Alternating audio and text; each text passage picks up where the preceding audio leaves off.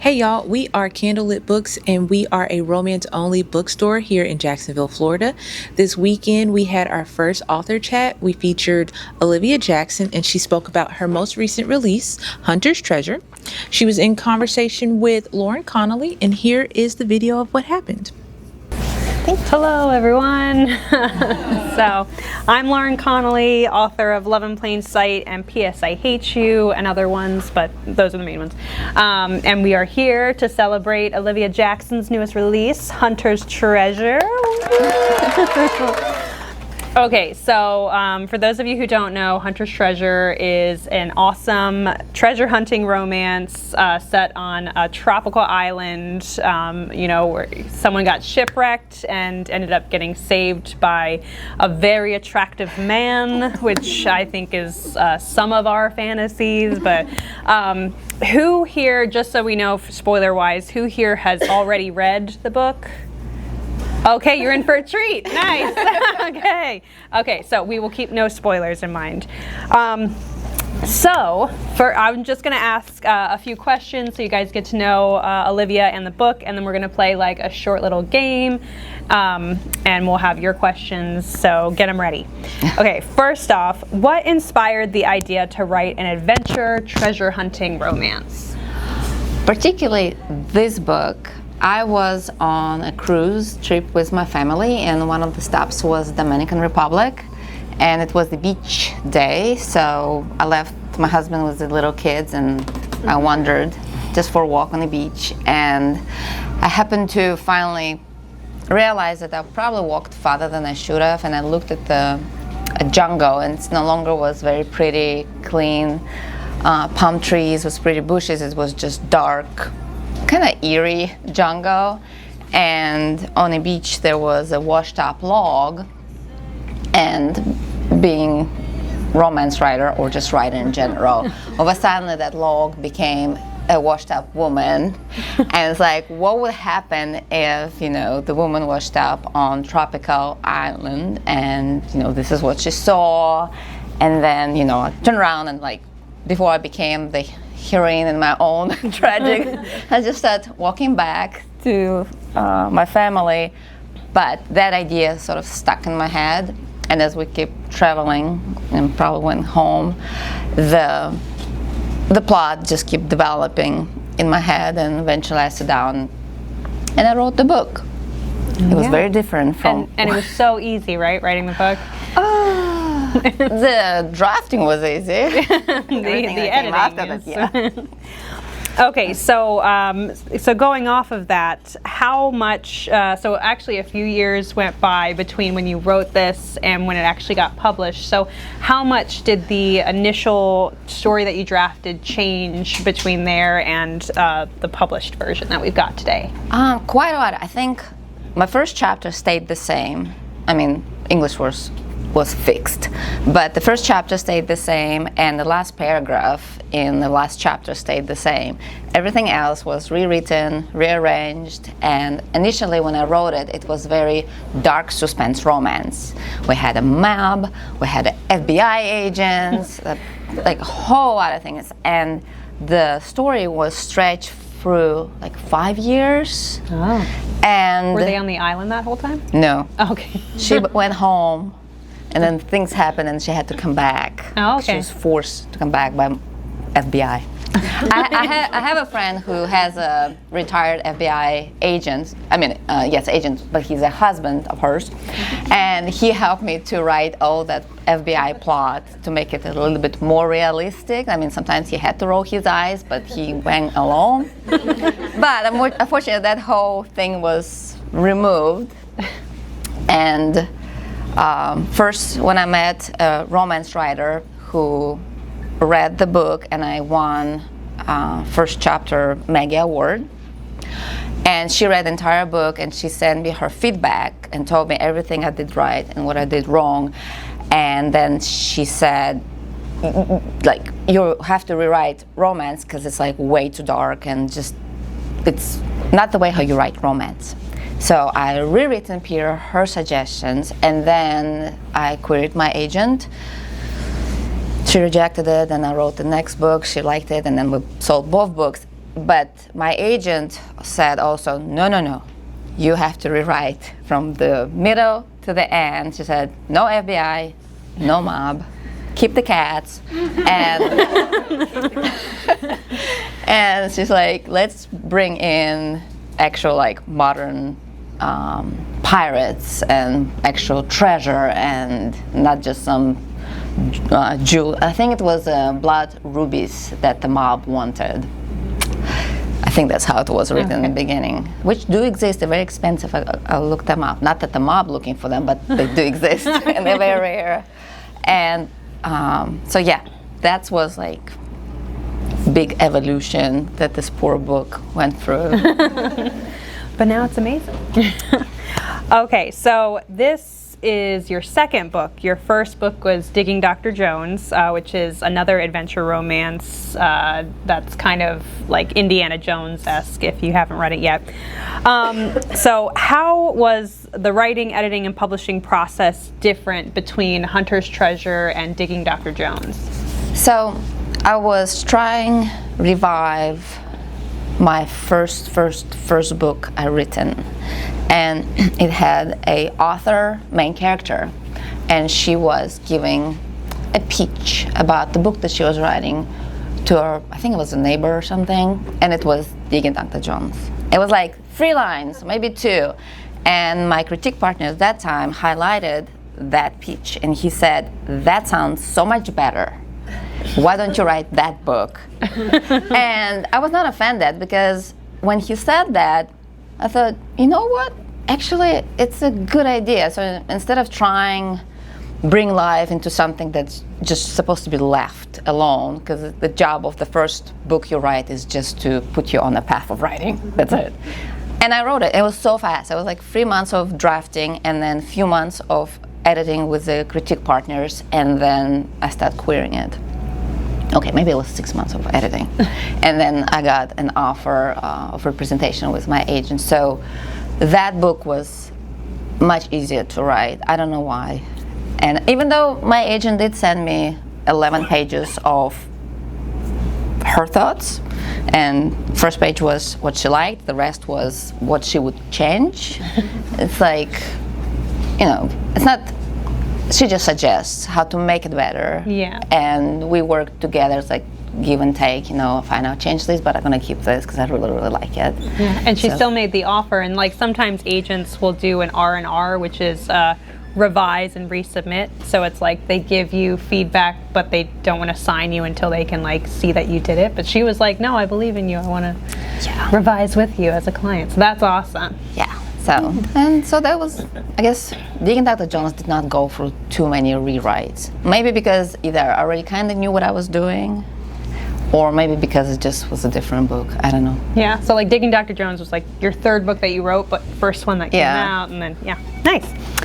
Okay, so if Hunter's Treasure was made into a movie or a TV show, we were actually talking about this on the drive here. We were like, romance books should be made into mini-series. Like, you just give us like 6 to 8 episodes so we can pull it. So let's say they're making a mini-series of Hunter's Treasure.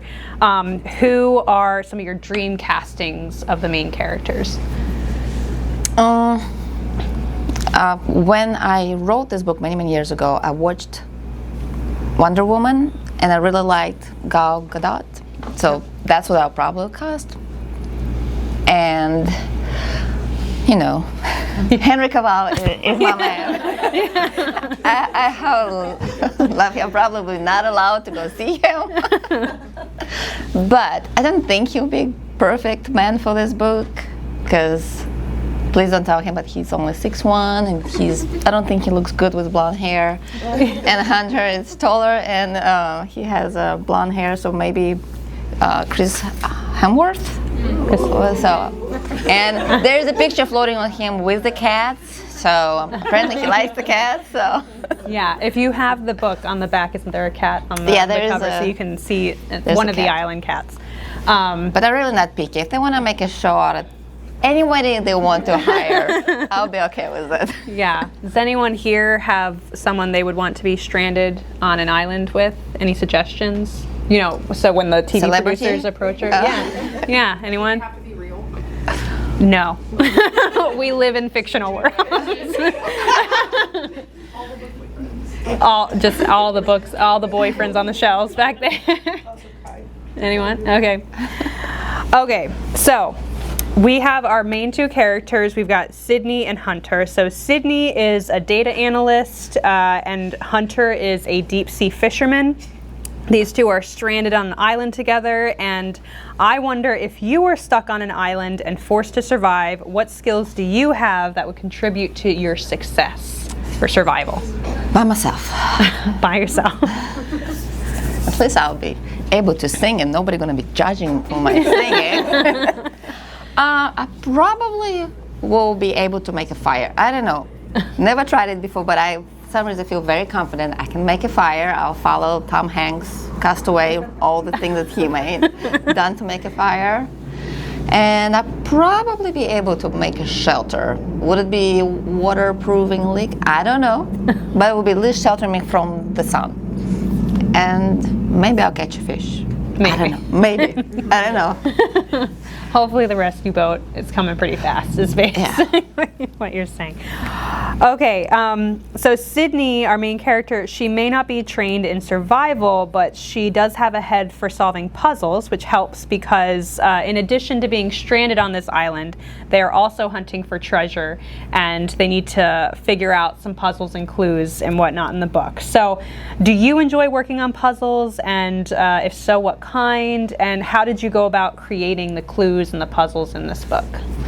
I do enjoy puzzles, and I wish I had more time to actually sit and do them. I like the word puzzles, where we talked about it yesterday, and I should have looked at the name. It's where they use the letters to spell out the sentence, but you have to find one key. It's pretty much exactly how they did the puzzle in the book. You can't speak. You have to find a key and then pattern, which will give you which alphabet letter where correspond to another letter, and then you can slowly make your own alphabet that you're matching the letters, and then eventually you spell out the whole sentence. So I like those. I like Sudoku. I play that, but I'm cheating. I'm playing on my phone. So that way, if I get stuck, I can hit the hint and tell me what it is. And puzzles in this book, they are, so in the beginning when I wrote it, was, I think, just very easily break down how, because after the puzzle they create riddles, and then they have to solve the riddles. And the riddles came kind of first, and then came the puzzle, so you can do the pattern. Because at first I thought I was just gonna give them a riddles, and then that's 398 whatever pages of just try to figure out the riddles, and you try not to make them too hard for your reader to still follow along, and you also have to match whatever is on the island without saying that the reader probably gonna see them first, but you can't make them too obvious, because then your character look kind of silly, yeah, like they cannot see. Yeah, Hunter's been working on these for a while, and you're like, dude. So it's like, oh my god. But he wasn't in the book because they hadn't solved the puzzle yet. Yeah, so yeah, riddles came first, and then the puzzle came after that, once I already knew the riddles. And the riddles were reworked, some of them, because my agent did not like one of the riddles, because she said it was just it gives away. It's like, reader right away gonna know where the treasure is. I was like, but it's like, makes sense. It's like perfect. So I spent quite a bit going back and forward trying to figure out how to rewrite that riddle that it still made sense, and it still kind of point at the spot, and without giving away right away what it is. So I don't know if I did a good job or not. You read it and let me know if the riddles make sense and not were too confusing. Yeah, I thought they worked. Oh, thank you. Okay, so what scene did you most enjoy writing in Hunter's Treasure, keeping no spoilers in mind? It's not a spoiler. I mean, well, kind of. There is a scene where they will be trying to fix his boat, because he had a boat, it's just broken, and they'll be fixing it, or they actually be building a pulley system to pull the boat and make it upright so he can work on it. And they were working on it for a week, and they're tired, and it's hot, and they're a little bit irritated, especially she is. So they're a little banter when she hangs on the rope and he comes around, and he's in a better mood than I think normal person is supposed to be in his situation. But I guess a little bit based on my husband, he gets less frustrated than I am, and like, why are you not mad right now? Because like this is driving me nuts. And he's like, that's okay, you know, it's okay. We'll Living figure that it out. island life, just chilling out. Yeah, it's like anyway. So same with the hunter. He's not panicking too much, but I think in his head, if I would write it from his point of view, he'd be like, the longer I'm stuck on the island with this woman that I kind of start liking, the better I am. So maybe that's why he was like, just chill. It's all right, we'll fix it. But she was trying to get home. She's like, he's cute, but please give me some shower and regular food. Okay. So the cover of your book is so beautiful and tropical. It has me thinking of summer cocktails. Is there a certain mixed drink that you think would pair well with this book? Champagne, because it's cool. It's cool. A nice cool champagne. Yeah. But I don't know, any tropical one with maybe coconut and pineapple. There's a lot of coconuts here, because they're easy. Like a pina colada. Yeah. Even though she doesn't like coconuts, and there's a reason why she gets to liking them. Yeah, which is a hard thing not to like when you're on a tropical island. Yeah. Well, Shanna, one of Bookstagrammers, she read the book and she texted me and she said, I'm glad I'm not Sydney because I'm allergic to seafood and I'm allergic to coconuts. I was like, ooh. Don't go sailing. No. You might get stuck in the same situation. Okay, so this might be a little bit of a torturous question, but if you were stranded on an island and could only bring 3 books with you, what would they be? Because they've got a little library on their island, but you only get 3. True. You know how hard it was to pick like books to put in that little library? Oh, yeah. Without being too, I was like, I have too many friends. If I put one of the friends' books there, then what about the other one? So I had to pick like some that, like, I don't know that person. The books. Oh my God, so many books, and so now I'm all of a sudden like scattered all over. Okay, I like, it's not a romance. I mean, it has some romance. I like the book, what is it? See, I'm horrible with titles too. The 40-something, are we allowed to cuss? Yeah. Okay, 40-something Fuck Up by Alexandra Porter. It's one of the best, I think, women's books. I have read it maybe 4 times or so. I have it on audiobook, ebook, and on like a regular book. I really like that book. Oh gosh, wait, does it have to be a romance book? No, any. Because that'd be like maybe a handy book, like how to build the fire. There you go. How to survive on an island, maybe that book. That's a good idea. Yeah. What to eat on Survival an island. Bible or whatever. How to filtrate water. Maybe survival, book for tropical. Yeah, they did have some practical books in their library. You need like a medical textbook. Yeah, I mean, the man was living there for a long time. And okay, so that would be one of them. And the third one will be something spicy, because the first book doesn't have any spice. You're gonna need, especially if you're there alone, you need your spicy. Oh God, you put me on the spot, and now like I'm blanking out. Okay, I just couldn't say P.S. I hate you. Oh, thank you. It has a great spice there. So. Okay. So you wrote the island so vividly. I'm wondering if you have, you did tell us about the cruise that you stopped on the island, but have you spent more time on islands, and what kind of research did you do for the actual setting of the book? I did a lot of research to make sure, because it's set in the South Pacific. Pacific? I can't say that word. I I've never been to South Pacific. And so I had to do research to make sure the trees and fruits like avocados, they had avocados. I had to make sure, can they grow avocados in that tropical, subtropical, whatever area? And I think they can. And I had to do research about the dangerous to all humans species in the water, like urchins. They're real, they do exist, and snakes. And I didn't do much research about the fish because, like, yeah, they caught the fish. It was great. And the shark was my agent's idea. She's like, can you put the shark in the water? I was like, okay. So I found a spot to put the shark in the water. And most of my research went into like tides.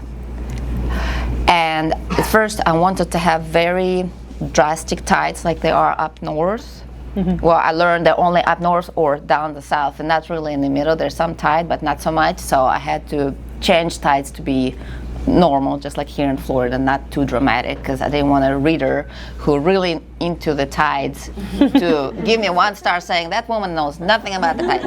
You do not get 50 feet tides in middle of South Pacific. So I did a lot of geography research for sure, and sailing.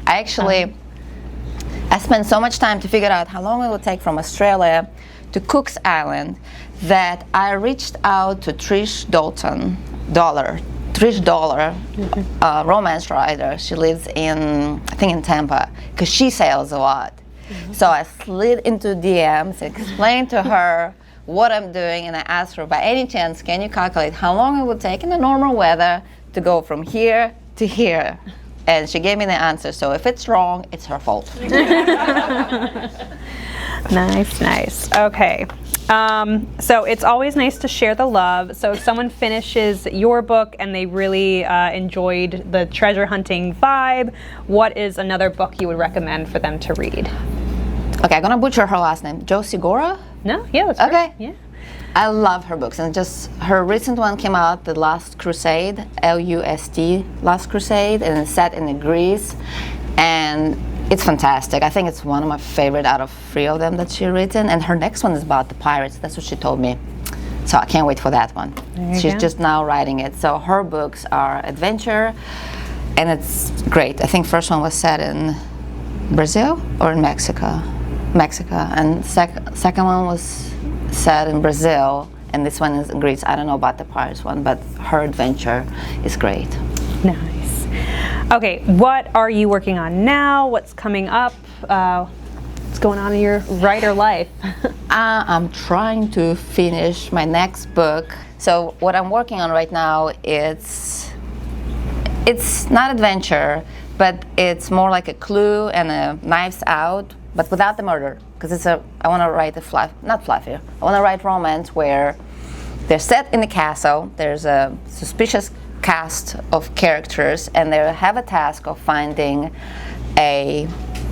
jewels that hidden somewhere on the property or in the castle, and they have 2 weeks to find it before the owners selling this property. And if they sell the property with the jewels, then they're losing the jewels. And they invited all these smart people to find it.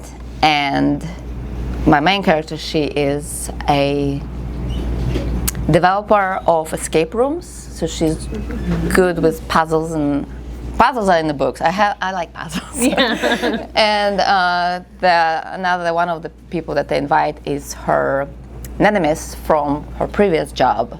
So like 10 years or so later, they meet again. So and enemies to lovers situation. Yep. And I also apparently a fan of the proximity, the forced proximity, so they're going to be forced proximity. I already written the scene with the one bed. It's like probably the first scene that pops in my head. I was like, how now do I develop the book around this? Okay, so before we play the little game I made up, do we have any questions from the audience about the book or about writing and publishing? Either one of us is happy to answer questions. So, yes. So you said that you had to fix some of the English in the book? Yeah. How difficult was that to write in English? So I lived in the United States for almost 30 years. I came here when I was 17, and over the years, my English got better and better and better, but my grammar is not the best. Mine either. So. Like the and like those articles, they're kryptonite to me. I don't know when to use them, so I just kind of threw them randomly and hope I'd use them correctly. And the tense, the past tense, those just so confusing. I just do not understand. Like in Russian, there's like, if it's in the past, it's in the past, and that's it. Like there's no has been or was, like in the past, that's it. Not continuous, not whatever, perfect. There's no past is perfect. So anyway, and thank goodness for Grammarly. I think it's the best so far correcting app. And when I write, I do not look at my grammar. I turn off all the correction, because otherwise it would be like a red of sea. And when I'm ready to unleash the horror of my grammar, I put the chapter in the Grammarly and let it kind of fix it, and then I give it to my critique partners and hope that they're still gonna like me after they read it, because they're kind enough to fix it. So I don't know if I answered your question, but Yeah, no, that was perfect. Thank you. Okay, any other questions from the audience? Yes. As somebody that's kind of starting to think about writing their first book, what kind of like advice would you give to like a first-time author? you wanna go first? Sure.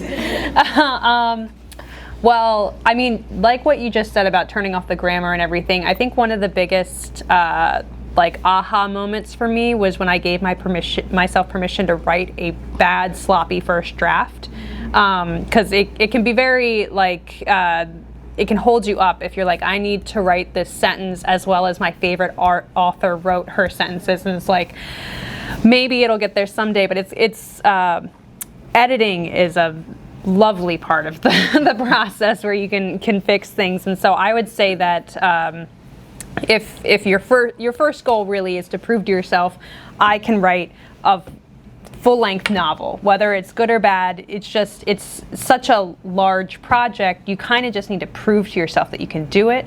And so I really think kind of trying to silence that inner critic and telling yourself, like, I'm gonna write a bad novel. Like, this is gonna be trash, but I'm gonna do it.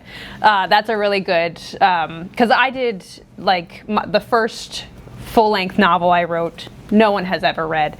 And I did it with National Novel Writing Month, that still goes on, I think. There was some problematic stuff with the organization. But anyway, but it's like a month where you challenge yourself to write 50,000 words. And when you're writing like at that speed, especially if you've got like a day job and stuff, you can't really write good words. You just write words. So I think sometimes, doing that, giving yourself permission to write sloppy is a good way to get over that first hurdle.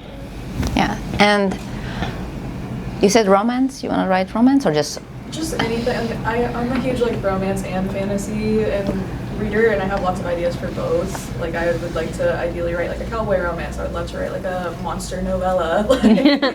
So lots of different kind of ideas. I'll suggest look also for writing groups in your genre, which romance I think will cover everything you listed, and because the community of writers will help you to do everything from lifting you up to like cheering you on to fixing your A's and D's, and just you can balance off ideas, because writing it's very solitary job, but you don't have to be alone, and it's really helps when you find people that you can just I don't know, and they don't have to be all like bestseller authors. They could be people like you learning together, and they could be also people who already published few books who can also help you to go further, so you don't have to spend a year researching how to do something.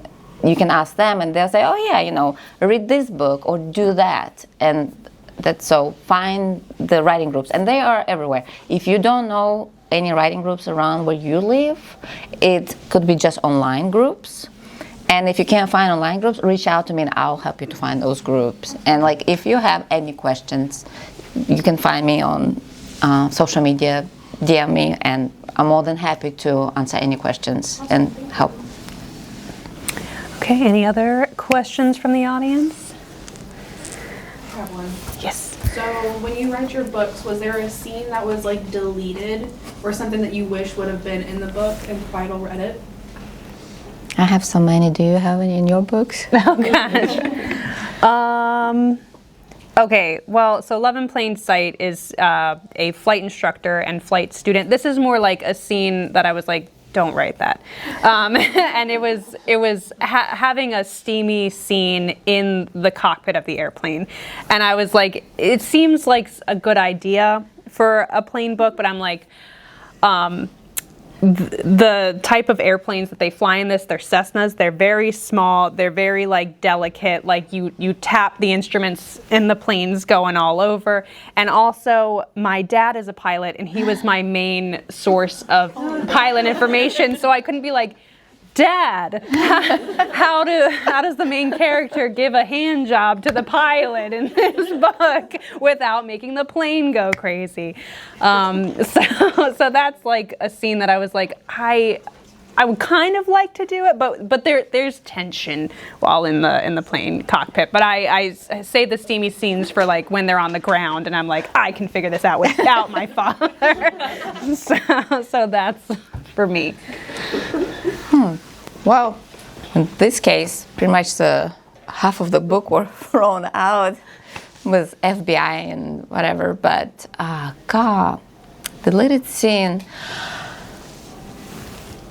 I think if we go back to the previous version of it, when she figured out her route to get from Atlanta back to Australia and how to avoid being noticed by FBI, that was a lot of fun to write, and little banters and how she was hiding in the bathroom. And I remember she came up, I don't remember now the name, whatever the brand of the toilet paper, Kimberly something, and she was, I remember sitting she got a laptop from the friend, and she was sitting in the library in the stall connecting to their Wi-Fi, and she had to come up with a name that she can charter the boat in Australia.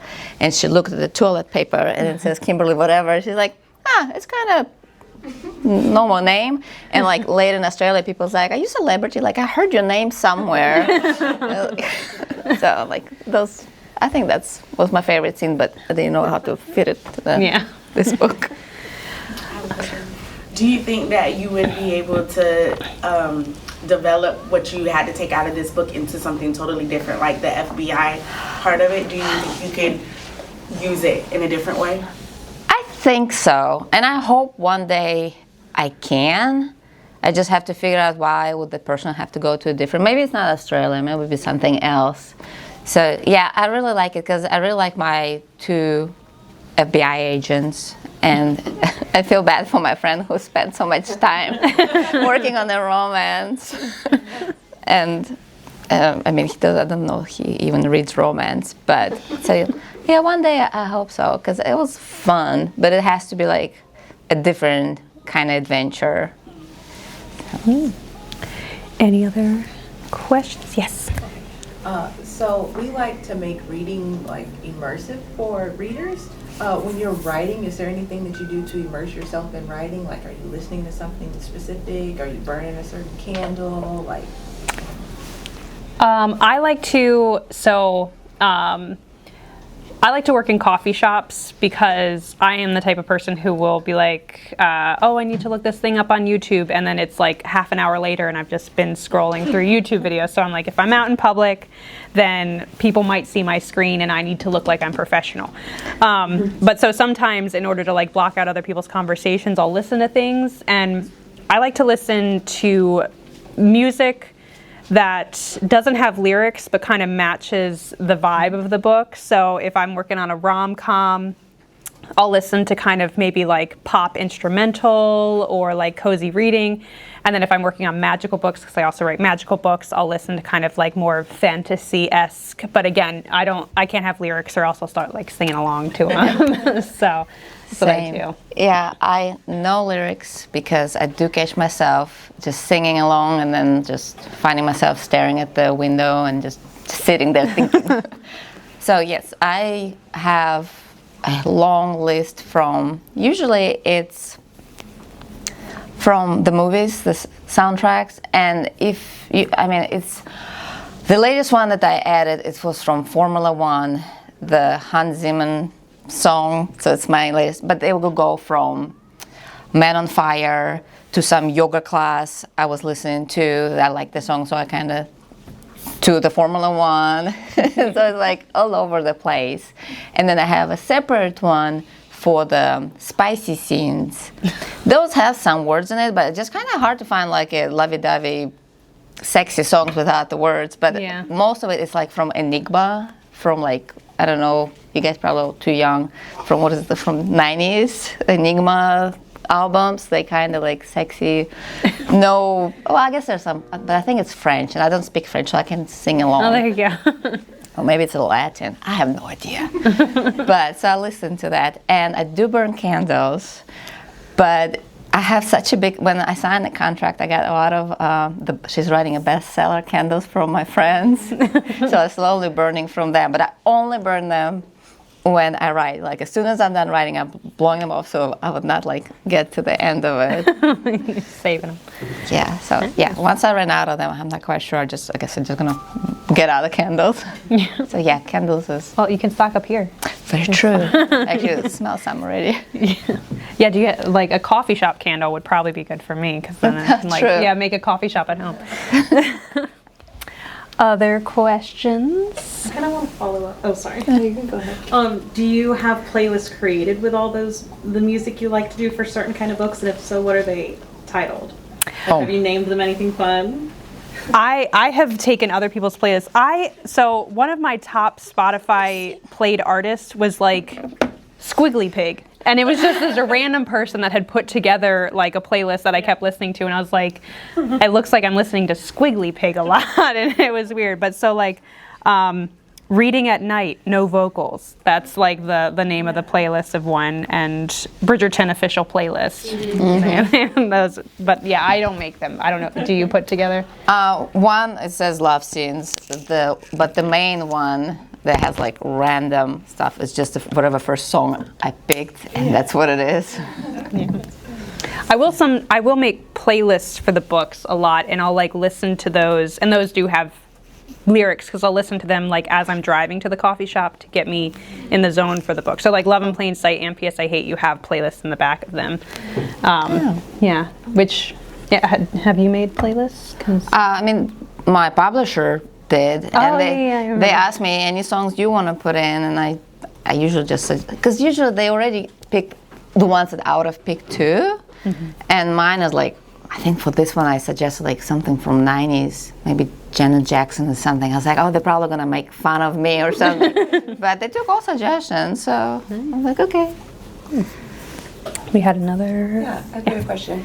I enjoy solving puzzles and word puzzles and stuff like that too. But what is it like to write them yourself? Because when I'm reading books with puzzles and adventures and stuff, I'm always like so into it and trying to figure out. And I'm like, oh my gosh, somebody wrote this. Like, how do you go about writing riddles and puzzles? Well, first you know the answer, and then you try to work backwards. Yeah. But with this one, we first place the treasure in places, then we try to figure out the riddles that would actually make sense, and then from there we try to figure out how to, or we, I mean me,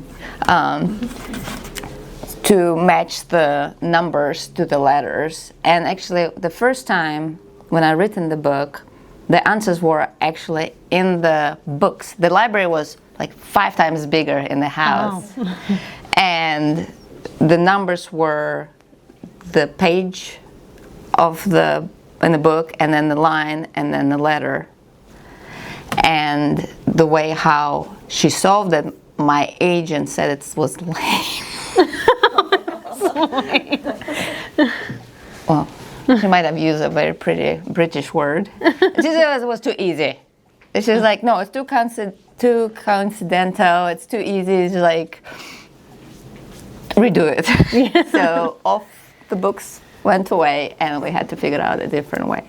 But in the book that I'm writing right now, it was actually one of those moments when I was writing, and it was like nobody was around, but I kind of squealed with the happiness. I wrote initial, I guess, where the clues are, and I thought I'll come back to it later and fix it, because I just had to draft something to give my characters to go off. And then I was writing towards the end scene. I write like this scene, that scene. I don't go in linear. Whatever is burning, that's what I'm gonna write. And it just happened in their conversation, and where the room they were in is just what happens there. I don't want to give away if it's actually going to come out as a book. It's pretty much could be matched to the letter. I was like, oh my God. I was like, I made the twist without even trying to write the twist. So I was like, oh, this is awesome. Yeah, sometimes that happens. We'll like decide something, and then later on you're like, how did my brain know that ahead of time? So whatever happens to this, that line has to stay, because otherwise that doesn't last. So, and if like there's a sticker here, and it's a text message from Hunter to Sydney, and it's written in the code, and if you use the table that they used, you should decode it. Let's get your codes. Okay, any other questions? Okay, I'll play this quick game, which might be a little torturous for you. Okay. It's kind of like the question about the 3 books, but even harder. Oh God. So you guys know the trope, only one bed. This is only one island. Okay. And you get to only pick one of each of these categories to bring with you to a stranded island. So this is all you get. Okay. Only one beverage other than water. If you can only drink water. Do I have a refrigerator? Sure. Prosecco. Prosecco. Okay, water and Prosecco. Only one snack. So you got fish and fruit that you get on there, but then you've got a supply of a snack. Trail mix. Okay, you go for it. Only one movie. You have a DVD player and one DVD. A long time ago, it used to be Mr. and Mrs. Smith. Now, oh God, oh shoot.